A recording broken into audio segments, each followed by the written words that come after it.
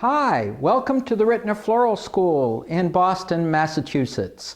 I'm Dr. Steve Rittner, and it's a pleasure to welcome you into one of our classrooms today. We've got a neat lesson planned for you, and I think you guys are really going to enjoy it. Now, what are we going to do today? We're going to play with some of our tropicals, exotics. Last week in our evening class, we had a lesson using some of our tropicals. We had some leftover materials, and we thought it would be kind of fun to share it with you. And I think you're going to find that really, really neat. Now, what do we mean by exotics or tropicals? We mean certain flowers that have become associated with places that are very, very warm, things that are not normally available in places like New England that don't grow out in our yards, but things that we can bring in.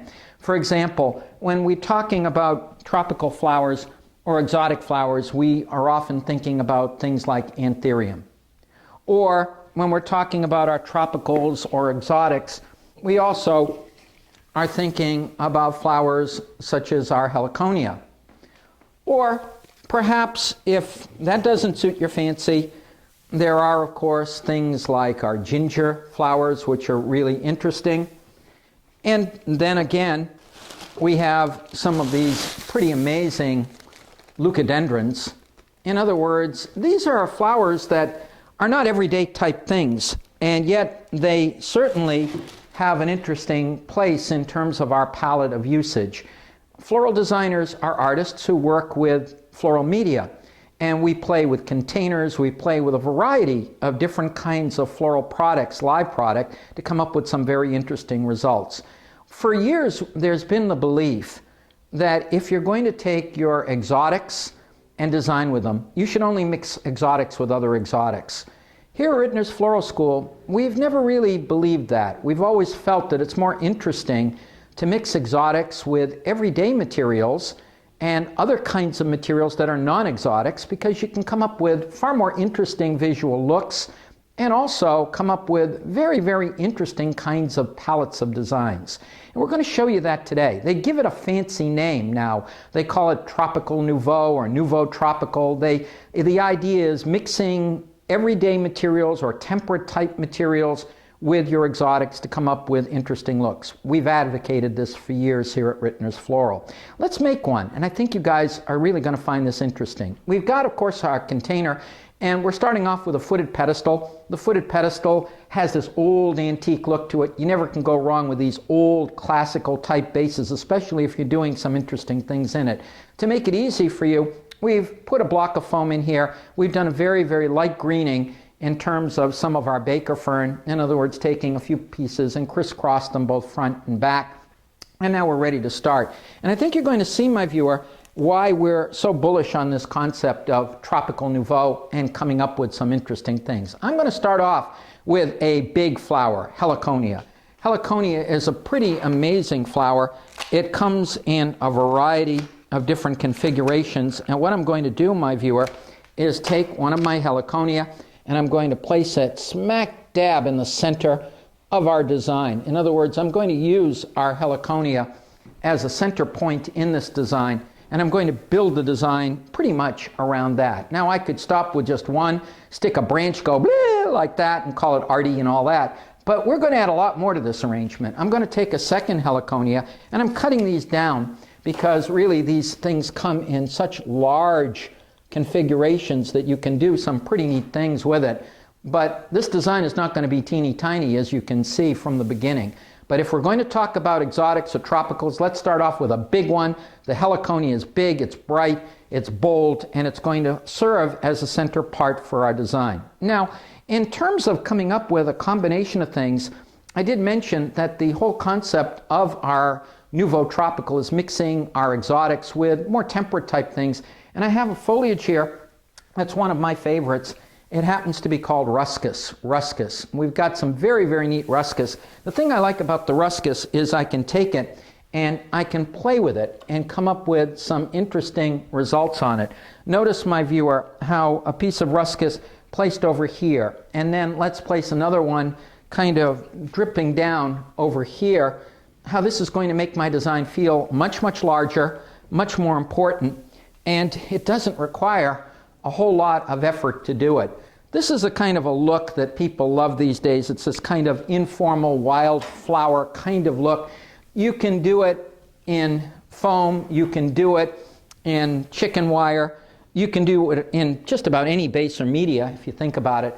But you can notice how by just taking a few of these pieces and working them pretty much around the outline of my design, notice how that's coming together very, very quickly. And at Rittners Floral School, we believe that floral designing should be quick, easy, and fun, and that's exactly the whole approach here. And I think that you can see, we started with this, but now this kind of flows off here, here, and here. So it's expanded the horizons of my design and the boundaries of my design. This design is not teeny tiny. It's going to be a good sized piece, but by using just a few pieces of ruscus, notice how we've done that. Now let's take a few more materials and come up with an interesting effect in terms of our flowers.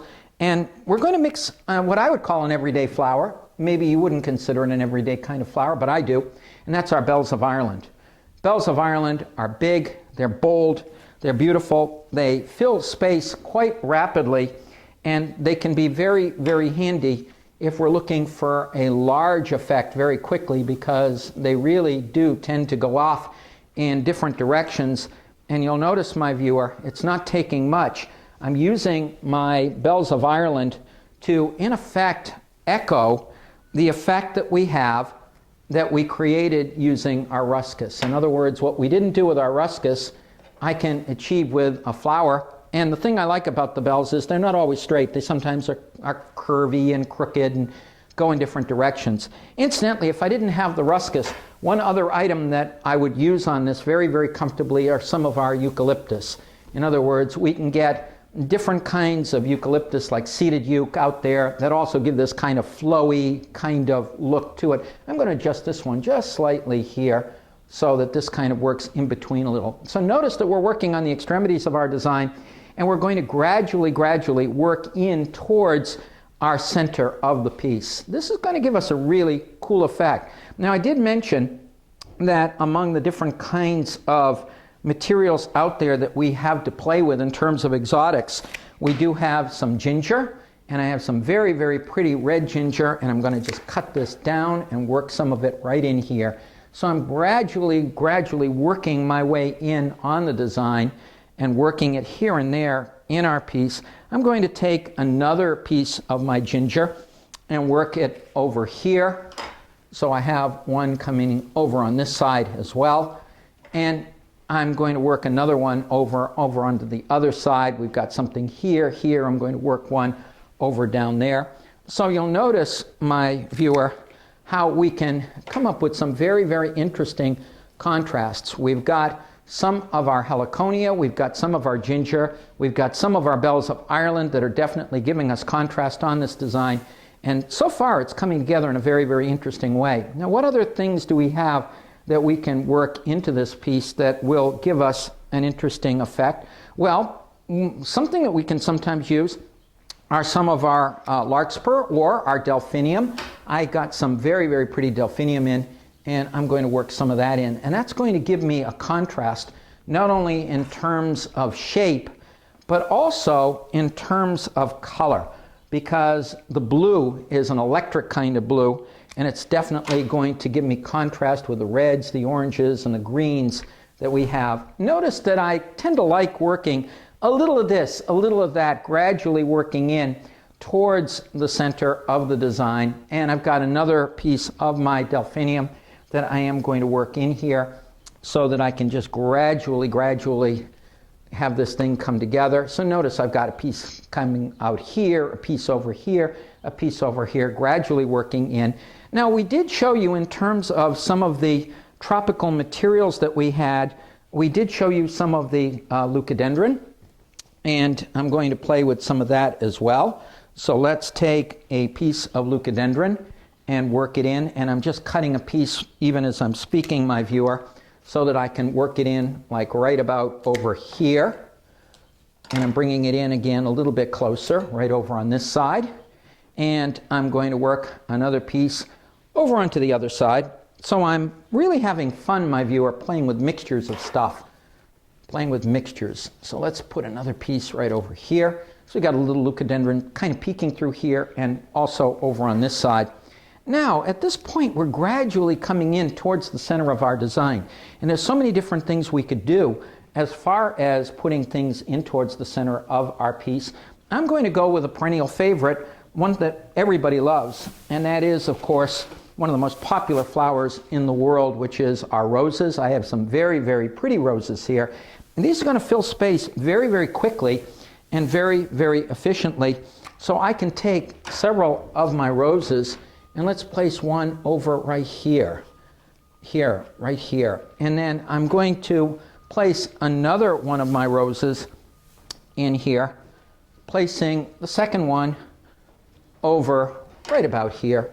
And I'm deliberately letting them kind of go in different directions. In other words, one is kind of facing slightly to the right, one is kind of facing outwards, because it gives a more natural look. Instead of having them all facing the same direction, you'll notice this one kind of looks out here, this one looks straight at us, this is kind of curving here, this is coming here. This is done deliberately to give kind of a more untamed kind of look to our piece. And we have some other neat things that I have here on my bench, and I'm looking as we speak at the different things I have to play with. We have some lovely lilies. Now, if you do use lilies, do be aware. Some of them, especially some of these types, do have strong fragrance. Always remove the pollen because it does tend to soil things, so you want to remove the pollen as much as you can on it. And I'm going to take some of my lilies and I'm going to work some into our piece. So let's take a little section of lily and place it perhaps right here. And I'm going to just move this just slightly as I place this in. So I've got a lily that is going to be right over here. And it's just kind of overlapped slightly. And I'm going to take another lily and I'm going to place this one over here. So we have several of our lilies. Notice that I'm concentrating these in towards the focal area. Now, who would have thought of mixing lilies and roses with heliconia and ginger? Normally, this is not something people would normally think of. And yet we're doing it here, and we're doing it very, very effectively. I've got another flower that is kind of an interesting one here. This one is in the dianthus family, and it's called trichdianthus. It kind of reminds me of when I used to have a lot more hair on my head. It's kind of a bushy thing. It is green, however. I never had green hair. But it is a very, very cool looking flower. And so I'm going to take some of our trichdianthus and I'm going to work some of the trichdianthus in here as well. Again, one could argue that trichdianthus is kind of like an everyday type flower. And let's see, what else? Speaking of green, I do have one of the most popular flowers that there are essentially at the present time. People love hydrangea, and I've got some of the small mint green hydrangea. So I'm going to work a couple of hydrangea in, and I'm going to work one kind of right there, kind of flowing off over the edge, and I have a spot right here. I'm going to work another one right over into that spot as well. So notice, my viewer, let me just trim this just a little bit more. Notice, my viewer, how we're really bringing our eye down towards the front part of the design, and by making use of the hydrangea, that's filling it in very nicely. It's also covering mechanics. So our eye is drawn to the front area, which we often call the focal area, and we've got some of the most expensive and popular everyday type things, our lilies, our roses, our hydrangea. Notice I'm crisscrossing my roses and my hydrangea. That's a very, very easy way to come up with a cool effect very, very quickly. Now, we have some roses in towards the center, but we also happen to have some additional roses. I could continue to play with some of the very, very open hot pink roses that I have, but I also have some yellow roses, and I think I'm going to play with some of these. They're a little bit smaller, and therefore I think that they will add a lot without necessarily throwing the thing totally out of balance. So I'm going to take one of these and place it right here. Notice that that yellow is very, very strong, and it really draws our attention. I'm going to place another one, placing it a little bit over to this side. I'm going to do something that's a little tricky on this, my viewer. The whole the whole attraction of these kinds of designs is that they essentially feel almost like they were just kind of thrown into a container, and they look kind of wild because they go blah here and all over the place. Yet at the same time, we're trying to make them so that they are in balance. Yet if I make it too symmetrical, in other words, if we drew an imaginary line through the middle and made it exactly the same on both sides, it would be boring visually. So we're playing a juggling act here. We're coming up with something that's kind of symmetrical, yet at the same time, we're deliberately making it a little bit asymmetric by having a little more weight over here, a little less over here. So people look at it and they know it doesn't feel exactly the same on both sides, and yet it feels comfortable. This is one of these juggling acts that you kind of get into when you're doing these kinds of things. Isn't that gorgeous? I could stop at this point if I wanted to. But wait, there's more. We have some mini Gerbers. And again, in playing with a mixture of some of our tropicals and also with some of our everydays, you never can go wrong with mini Gerbs. They're absolutely gorgeous. They come in so many different colors. And so I'm going to work one over on this side, and I'm going to take a second one and work this one, having it kind of flying out slightly on this side as well. Oh, let me lower that just a little bit, my viewer, because I think that'll look a little bit better. What do you think? Isn't that interesting? Now we could stop at this point if we wanted to. There's one more element that I would like to work in. Those of you who've watched our designing, and those of you who've attended our hands-on diploma courses here at Rittners Floral School know I like branchy stuff. Branchy stuff, I call it. This is actually curly willow, but it's one of a wide variety of different kinds of branchy type materials. I would say that branchy stuff is to the contemporary 21st century floral designer kind of the same as what baby's breath was to many designers in the last century. It's one of these things that you just love to use, you like to incorporate it, and it does add some interesting elements to your design. And what I'm going to do is I'm going to work a piece or two of branchy stuff, and just bear with me, my viewer, as I kind of tuck this one in. Notice it makes it feel, again, a little bit wild. It adds a little bit of texture to it. It makes it feel a little bit wilder, and it gives us contrast. And I'm going to take another piece of curly willow, and I'm going to place it over on this side, so it kind of comes up like this. So you'll notice, my viewer, that by doing it this way, we end up with some very, very interesting results. We end up with a little bit of curly willow here, a little over here. I'm going to take one more piece and work another piece of my curly willow over onto this side down here. So let me just trim this, my viewer, and work it in like so. There we go. So we have a little piece kind of hanging over like this as well. So what do you think, my viewer? Quick, easy, and fun. That's the Rittner Floral School way. In this lesson, you've seen how we can take a combination of tropical materials, things like our heliconia, things like our ginger, things like our leucadendron, and mix them with some of our more regular type materials, things like roses, things like hydrangea, lilies, bells of Ireland, and so forth, to come up with some really, really pretty effects. I do urge you, my viewer, experiment a little bit. Don't get caught in the trap of saying, oh, you can only use tropicals together, or you can only use roses with lilies, or things of that nature.